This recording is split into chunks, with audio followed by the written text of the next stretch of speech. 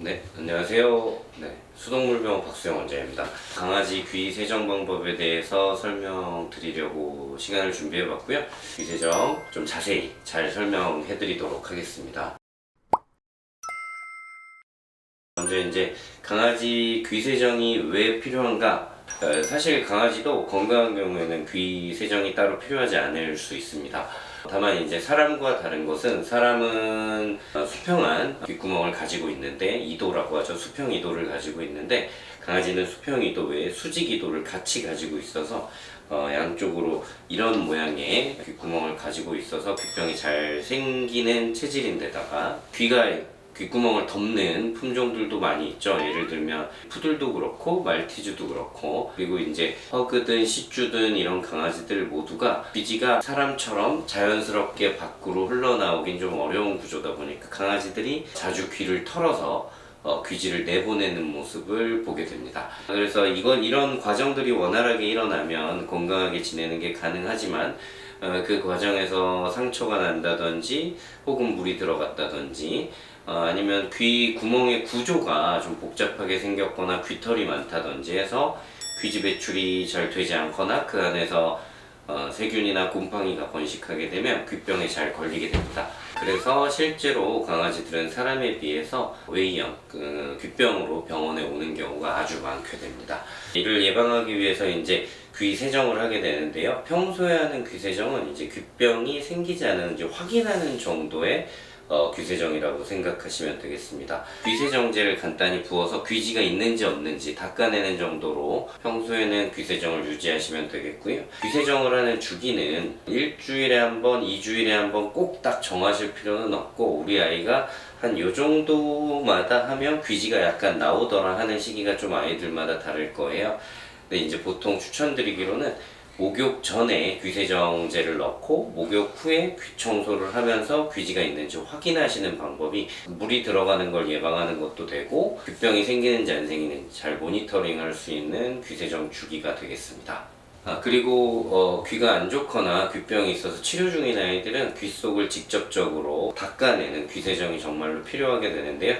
이런 경우에는 보통 댁에서 2인 1조로 도와주실 분이 있는 경우에 하는 걸 추천드립니다. 이따가 제가 다 시범을 보여드릴 텐데, 물론 이제 보호자분들에 따라서는 우리 개는 이렇게 얌전하지 않아서 나는 할 수가 없다, 영상이 도움되지 않는다, 이렇게 말씀하시는 분들도 계실 텐데, 오늘 영상은 사실 귀 닦는 방법이 주된 거니까 아이를 붙잡거나 보정하거나 돕는 방법은 또 추후에 준비를 해서 말씀드리도록 하겠습니다. 귀 세정 방법에만 좀 포커싱을 해서 영상을 좀 촬영하도록 하겠습니다. 우리 병원에서 같이 지내고 있는 딸기라는 강아지고요. 딸기를 오늘 귀를 닦아주면서 좀 설명을 드리도록 하겠습니다.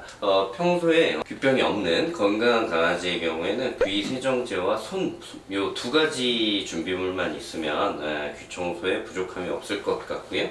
먼저 귀 세정제를 적당량을 요 귓바퀴에 도포해 주게 됩니다. 귓바퀴 모양이 이렇게 깔때기 모양처럼 생겼기 때문에 약간 대각선 바깥쪽으로 아이의 귀를 당겨주면서 귀세정을 진행하게 되고요.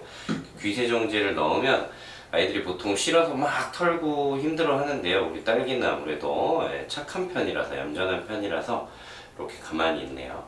도포해주고 이렇게 아까 말씀드린 방향으로 귀를 바깥쪽으로 당겨주면서 귀뿌리, 그러니까 이 볼에서 이어지는 귀 구멍이 만져지도록 귀뿌리를 이렇게 당겨주고, 깊숙한 부위를 부드럽고 강하게, 아프지 않게 부드럽고 강하게 마사지를 해주고, 한 2-30초 정도 마사지를 해주면 안에 있는 귀지가 녹게 되는데요. 그렇게 하고 보통 한 5분에서 10분 아니면 목욕 같은 걸 진행을 하신 뒤, 마지막에 솜에다가 세정제를 충분히 적신 뒤에 털고 해서 흘러나온 귓바퀴를 이렇게 닦아주시면 되는데, 지금 바로 닦다 보니까 우리 딸기는 털지 않아서 귓바퀴가 젖진 않았는데요. 그럴 때는 이렇게 귀를 털게 유도를 하고 귀세정제가 흘러나온 뒤에 닦는 것도 괜찮습니다. 이렇게 귓바퀴를 손이 닿는 부위까지만, 너무 무리하지 말고 핵심은 귀 세정제가 귀지를 녹여 나온다라는 점이고요. 보이실지 모르겠는데 누렇고 갈색으로 우리 딸기 귓병 같은 게 지금 없는 상태이기 때문에 이 정도 묻어 나오게 됐는데, 이렇게 묻어 나오면 귀 청소를 끝내셔도 됩니다. 근데 이제 좀 심하게 나오는 경우에는 이제 이 과정을 한두 번 더 반복해 주시면 되겠죠. 그리고 귀 청소는 아이들이 좀 대표적으로 싫어하는 거니까 끝나고 난 뒤에 이렇게 간식으로 좀 꼭 보상을 해 주시고요. 평소에 근데 간식을 너무 많이 안 주셔야 효과가 있긴 한데, 그러면 귀 청소는 싫지만 청소 끝나면 간식을 주겠지 하는 마음으로 좀 애들이 잘 참는 경우가 많고요. 반대쪽에 겸자를 이용해서 귀 세정하는 방법을 또 보여드리도록 하겠습니다. 보통 겸자를 귀 세정할 때 많이 사용하시는데, 이런 거 요즘은 이제 다이소 같은 데서 많이 파는데요. 그런 겸자를 사용할 때 먼저 주의사항부터 좀 설명을 드리겠습니다. 이 겸자 끝으로 귀털을 뽑거나 하는 용도로도 쓰고, 솜을 말아서 귀를 닦는 용도로도 쓰는데요. 귀털을 뽑을 때 당연히 살을 찝지 않는 것이 매우 중요할 거고, 이게 너무 깊이 들어가지 않는 것이 좋아서 사실 귀털을 집에서 제거하는 건 매우 숙련된 분들만 시도를 하셨으면 좋겠습니다. 그 상처 때문에 아이들이 귓병이 생기는 경우가 아주 많거든요. 그 다음은 이제 솜을 마는 방법인데요. 솜을 말 때 많은 분들이 그냥 이렇게 짚고 이렇게 두툼하게 말아서 이 상태로 귀 청소를 시도하시는 분들이 많더라고요, 의외로.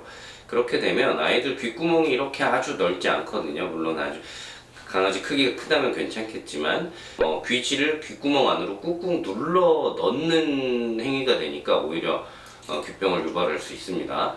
그래서 가장 주의할 것은 좀 연습이 필요하긴 하나, 겸자 끝으로만 솜을 잡으시고요. 이렇게 끝 부위로만 솜을 잡으시고, 한 손으로는 겸자를 돌리고 한 손으로는 솜의 모양을 만들어 주시면서 이렇게 조금은 얇고 단단한 형태로 솜이 말리도록 해주시고, 이렇게 지금 움직이는 부드러운 부위만 귓구멍으로 진입을 시켜서 귀 세정을 하시는 게 좋습니다. 이렇게 준비를 해놓고 저는 이렇게 세정제로 조금 적시는 편이고요. 귀 세정제를 도포를 하고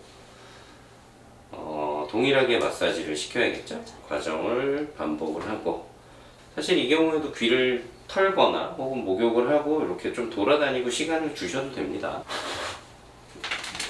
네, 이렇게 귀를 털면 아까 전에 준비해놨던 이 부위만 넣는 게 굉장히 중요하고요. 이렇게 넣고, 저 같은 경우는 요 쇠는 진입시키지 않는 편이고요. 이렇게 하고 마찬가지로 약간은 부드럽게 마사지를 해서 귀지를 묻혀낸다라는 느낌으로, 안쪽에 이제 귀지가 많을 때 이렇게 하는 게 의미가 있겠죠. 근데 보통 건강한 상태에서는 아까 귀세정제를 넣어서 귀를 흔드는 것만으로도 안쪽에 귀지가 귓바퀴 쪽으로 밀려 나와서 사실은 겸자를 댁에서 사용하실 일이 많지는 않습니다. 근데 겸자를 나는 써서 깨끗하게 닦아야겠다 하는 생각이 있으시거나, 혹은 귓병 상태에서 내가 자주 귀를 닦아줘야만 하는 아이라면 방금 말씀드린 주의사항 같은 걸 아주 잘 지켜가면서 귀 세정을 하시는 걸 좀 권해드리고 싶습니다. 이렇게 하고 마지막으로 당연히 귓바퀴를 다시 한번 반대편과 마찬가지로 닦아주는 과정이 필요하겠죠. 간식을 주시는 것도 잊지 않는 게 좋습니다. 네, 이렇게 해서 귀 세정에 대해서 좀 보여드린 것 같은데요. 귀 세정 같은 경우에 아주 중요하기는 하나, 사실 잘하느냐 못하느냐에 따라서 오히려 위험하거나 하지 않는 것이 더 좋은 처치 중에 하나이기도 하니까요. 충분히 좀 연습을 하시고 익숙해지신 다음에 하시는 걸 좀 추천드리고요. 아이가 협조적이지 않을 때는 꼭 2인 1조식으로 누군가가 안아주는 상태에서 안전하게 진행하시는 걸 추천드립니다.